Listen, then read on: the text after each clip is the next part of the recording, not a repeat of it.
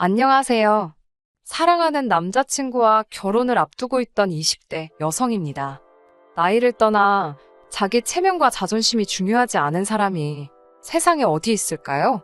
하지만 제가 사랑하는 사람을 포함한 그의 가족들은 뭐가 진짜 체면이고 자존심인지 분간을 못하는 것 같아요. 저와 남자친구는 다른 대학교를 다녔지만 지역 내 동아리 활동을 하며 알게 된 사이였어요. 두 사람 다 사회인이 되고 나서 우연찮은 기회로 재회를 하게 되었고, 그때부터 이 인연이 다 연인이 되었습니다.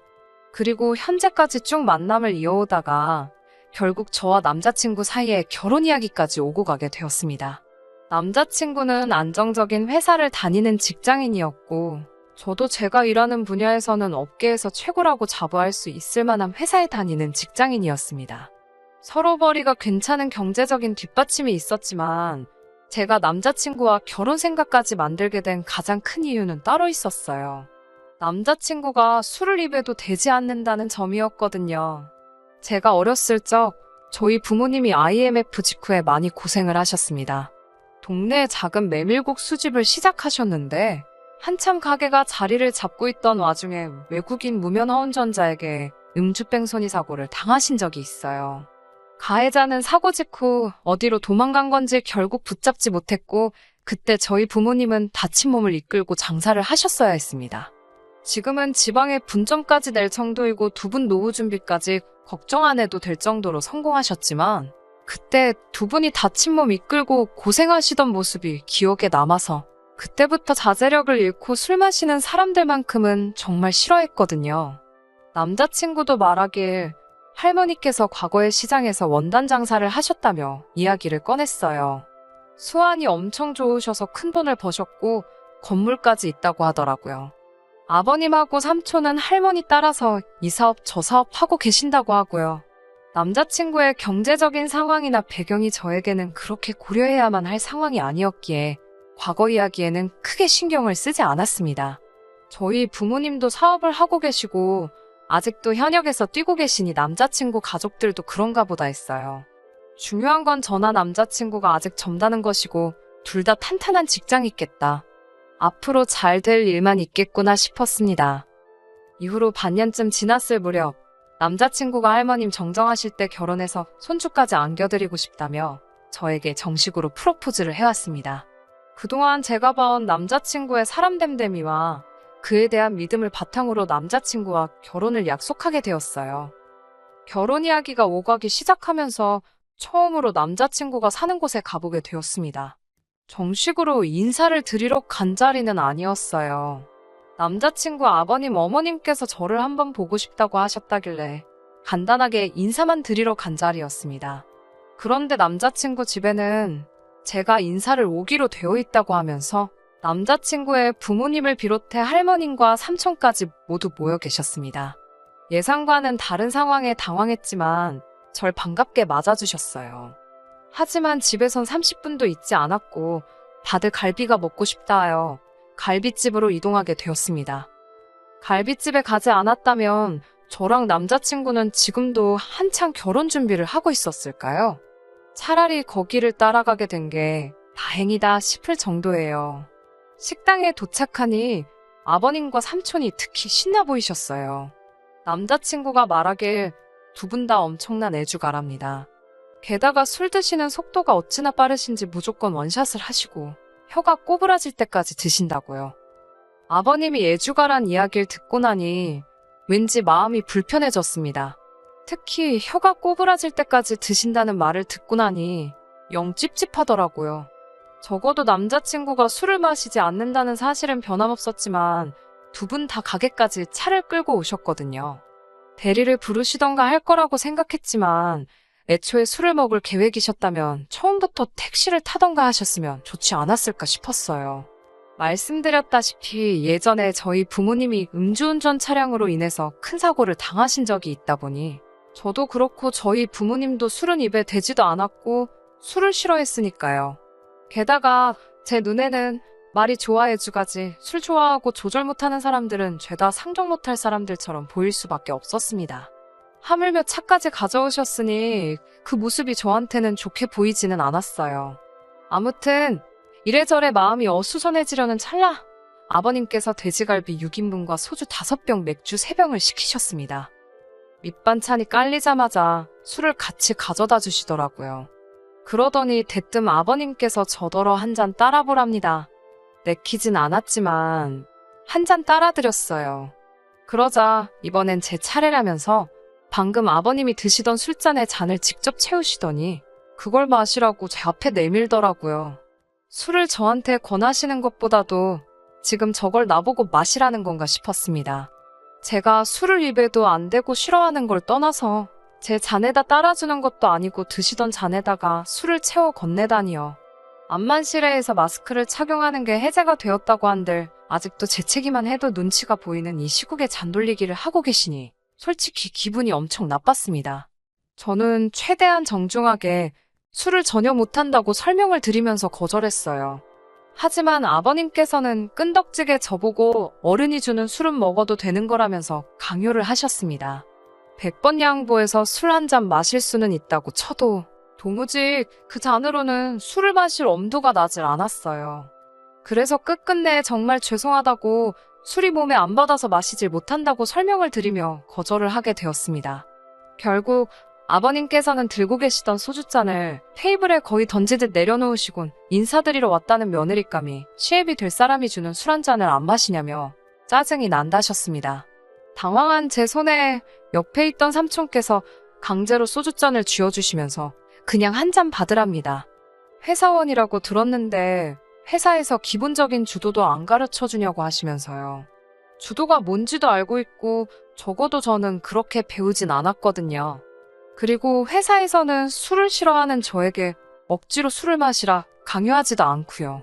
아랫사람의 주도가 있다면 당연히 윗사람도 아랫사람을 배려하는 주도가 있는 법 아니겠어요? 하지만 남자친구도 저를 보며 어쩔 수 없다는 눈빛으로 한 잔만 받아달라는 듯한 눈초리로 저를 바라보고 있었고요. 그나마 다행인 건 삼촌께서 쥐어주신 소주잔이 아버님이 마시다가 던져버린 그 잔이 아니라 테이블이 세팅될 때 뒤집어 놓은 쓰지 않은 잔이어서 아버님이 따라주는 술을 한 잔 받았습니다. 결국 할 수 없이 받은 그 소주 한 잔을 천천히 나눠 마시고 있었습니다.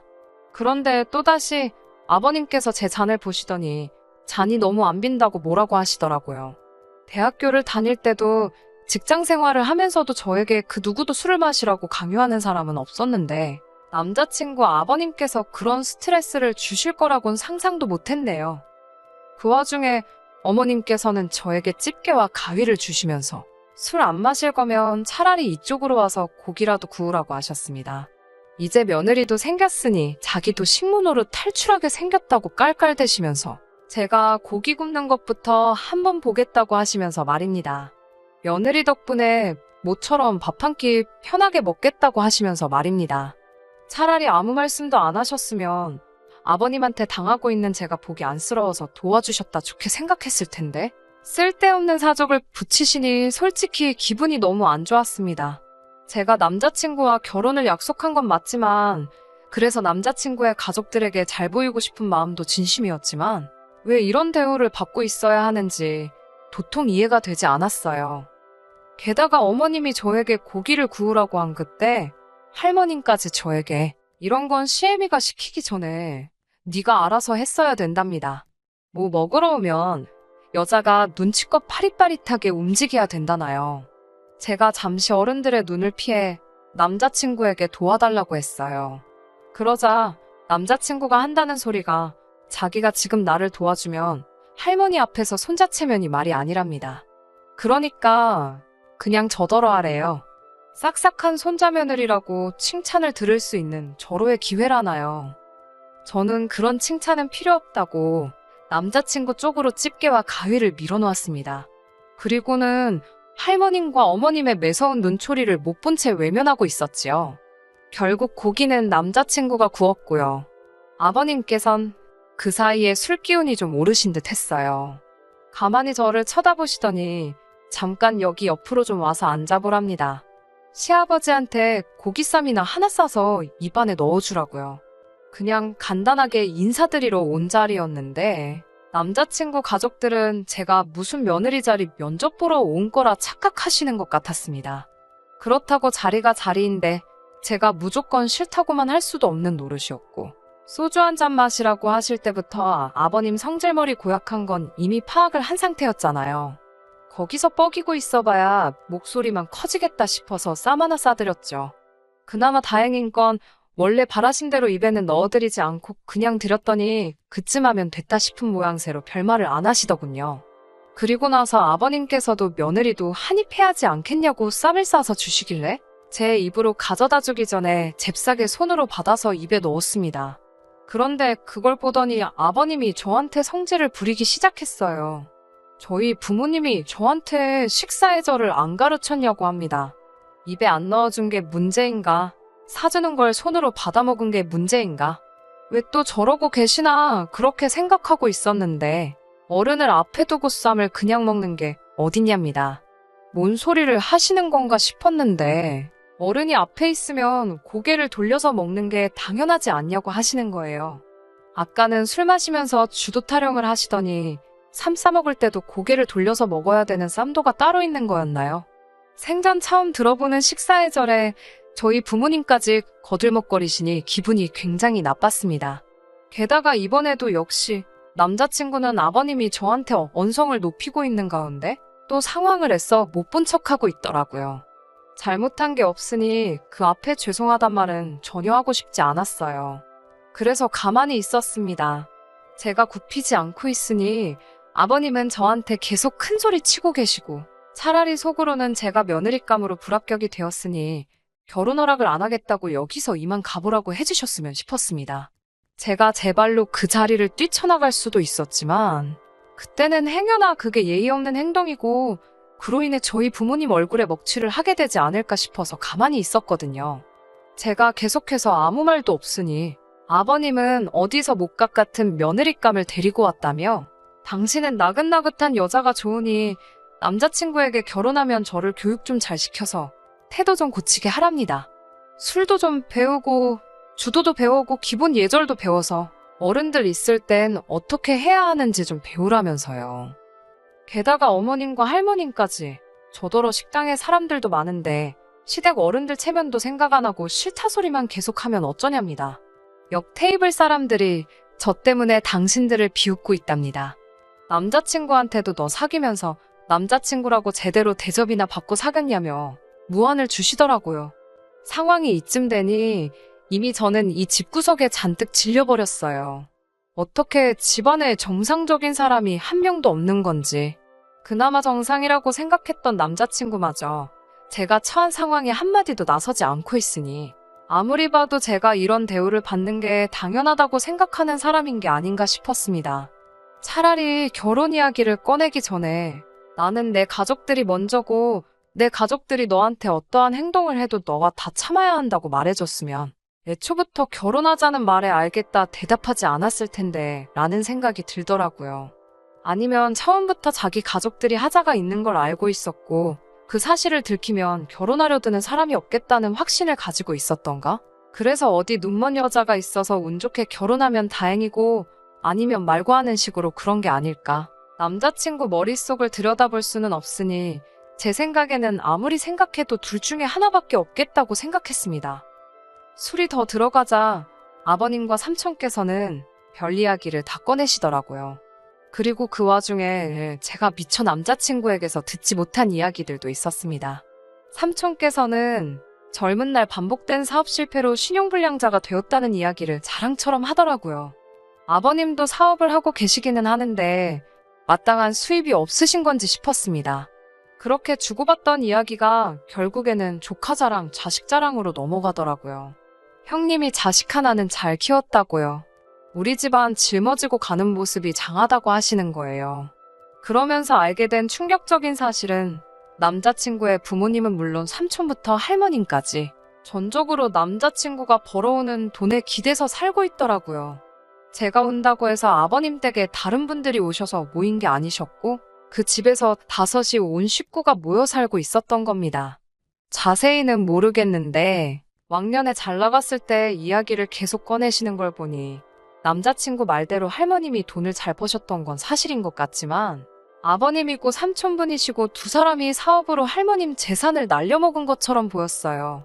그리고 그걸 자랑이랍시고 떠들어대는데 남자친구 배경이 결혼하는데 중요한 부분은 아니었지만 이미 이 시가족이 될 사람들의 바닥을 결혼 전에 다 알게 되어버렸는데 그게 끝이 아니라 바닥 아래에 더 깊은 바닥이 있었다는 걸 알게 돼버린 거예요. 몇 년 동안 쌓아올린 남자친구와의 정은 이미 이 자리에서 몇 시간 만에 날아가 버린 지 오래였고 저는 언제쯤 남자친구한테 결혼은 없었던 일로 하고 헤어지자는 말을 꺼내는 게 좋겠나 생각하고 있었습니다.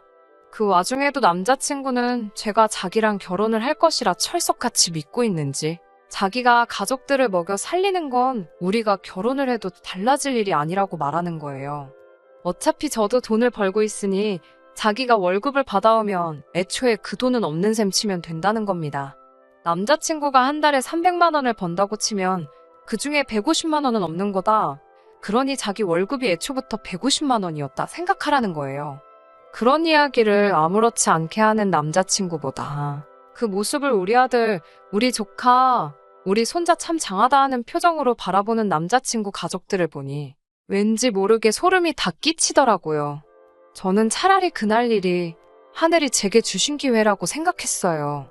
제 발로 스스로 지옥불 불구덩이에 뛰어들기 전에 그동안 제가 착하게 살아온 걸 봐서 유턴할 기회를 주신 게 아닌가 싶더라고요.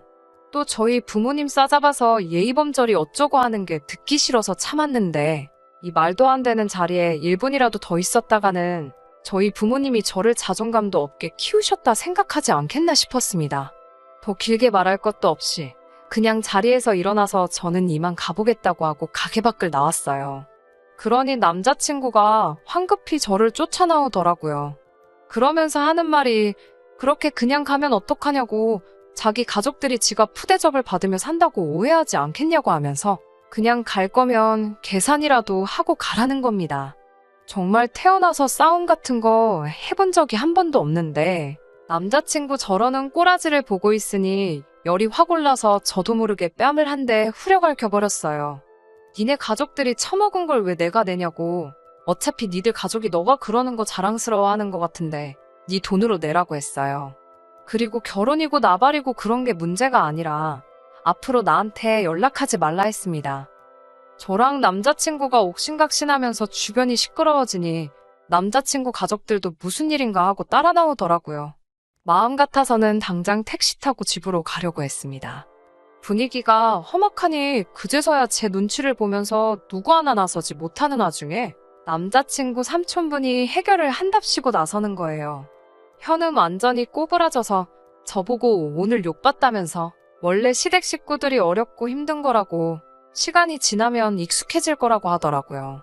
말 같지도 않은 소리에 대꾸도 안 하고 있으니 제 기분 풀어보겠다며 아무리 그래도 그렇지 이러는 거 아니라면서 당신이 저를 집까지 차로 태워다 줄 테니 그걸로 기분을 풀라는 겁니다. 술을 저렇게 먹은 사람 옆에 타는 것도 싫었고 애초에 무슨 술을 그렇게 먹고 운전이냐 했더니 자기가 운전 경력만 몇 년인 줄 아냐고 하면서 당신은 술을 먹어야 운전을 더 잘한다고 하는 겁니다. 그때는 너무 화가 나서 그랬나 저도 모르게 삼촌분 정강이를 구둣발로 걷어차버렸어요. 으억하는 소리와 함께 다리를 부여잡고 바닥에 주저앉더라고요. 저는 불러놓고 기다리고 있던 택시를 취소시키고 남자친구와 아버지와 삼촌한테 한마디 했습니다. 죽으려면 곱게 혼자 죽지. 엄한 사람 데려갈 생각은 꿈도 꾸지 말라고요. 황천길 가고 싶으면 혼자 가라고 했습니다. 아주 내 앞에서 운전석에 타보기만 하라고 그러면 그 길로 경찰에 신고할 거라고 했습니다. 아까까지는 술 따라봐라, 한 잔 받아라, 고기 구워라 아주 저를 우습게 보던 인간들이 제 앞에 쩔쩔매며 서 있었어요. 남자친구 아버지가 그래도 자기는 술을 덜 마셨으니 다리 불편하신 할머님 때문에 차를 가져가야겠다며 자기는 괜찮지 않냐고 막무가내로 차에 타길래 그냥 아버님이 보고 있는 앞에서 경찰서에 전화를 걸었습니다. 그러니 저한테 너는 부모도 없냐 어쩌고 하면서 또 예의범절을 논하더라고요. 적어도 우리 부모님은 음주운전은 안 하시고 만에 하나 음주운전을 하시면 저는 똑같이 행동할 거라고 했어요. 가게 밖에서 소동이 나고 있으니 무슨 일인가 구경하는 사람들도 남자친구 가족들한테 걸어가라 하면서 같이 저에게 동조해줬고 남자친구 가족 때 저 혼자였던 게 주변 사람들까지 가세하고 나니 결국엔 차를 주차장에 두고 집 쪽으로 걸어가더라고요. 효자 났다고 하더니 밥값 내고 5식구 택시 2대 부르는 건 아까웠는지 다리 불편하다는 할머니 모시고 저만치 걸어가는데 아주 그 꼴이 말이 아니더라고요. 그리고 이틀 뒤 남자친구가 연락을 해왔습니다. 붙잡진 않을 거지만 부탁하고 싶은 일이 있다며 한 번만 만나달라고요. 뭘 만나기까지 하냐고. 할 말 있으면 전화로 하라고 했습니다. 그러니 저를 불러 한다는 소리가 자기가 자존심이 좀 강해서 그렇다며 혹시 우리를 둘 다 알고 있는 주변 지인들한테는 자기가 저를 찾다고 이야기하면 안 되겠냐고 그러더군요. 진짜 끝까지 뭐 이런 찌질한 게 다 있는지. 그런 건 어떻게 말하든 네 알아서 하라고 했습니다. 다만 제 소식을 물어오는 사람들한테는 거짓말을 하지는 않을 거라고요. 혹시나 정말 헤어지게 된 게 저 때문에 그런 거냐 물어오는 사람들에겐 무슨 일이 있었는지 낱낱이 다 말해주겠다고 했습니다. 남자친구는 전화기 너머로 조용하더라고요. 암만 생각해도 자기가 좋은 말 들을 게 하나 없는 거 누구보다 잘 알고 있으니 저러는 거다 싶었어요. 지금 저는 다시 솔로 라이프로 돌아와 즐겁게 살고 있습니다. 다행히 남자친구와 연애하는 동안 제가 어디 사는지 알려준 적이 없었기 때문에 전화번호 하나 바꾸고 나니 2번 다시 마주칠 일 없이 안전이별을 하게 되었네요. 똥차가 가고 나면 벤츠 온다는데 지금은 똥차고 벤츠고 차가 문제가 아니라는 생각이 드네요. 누가 그 안에서 술 먹고 운전하고 있을 수도 있는 거잖아요. 인연이라는 게 진짜 있으면 제가 서두르지 않아도 언젠가는 만나게 되겠지요. 그저 지금은 이렇게 스트레스 받을 일 없는 이 시간을 즐기려고 합니다. 끝까지 들어주셔서 감사합니다. 오늘의 사연은 여기까지입니다. 구독과 좋아요, 알람 설정 부탁드리고 더 좋은 사연으로 다시 찾아뵙겠습니다. 감사합니다.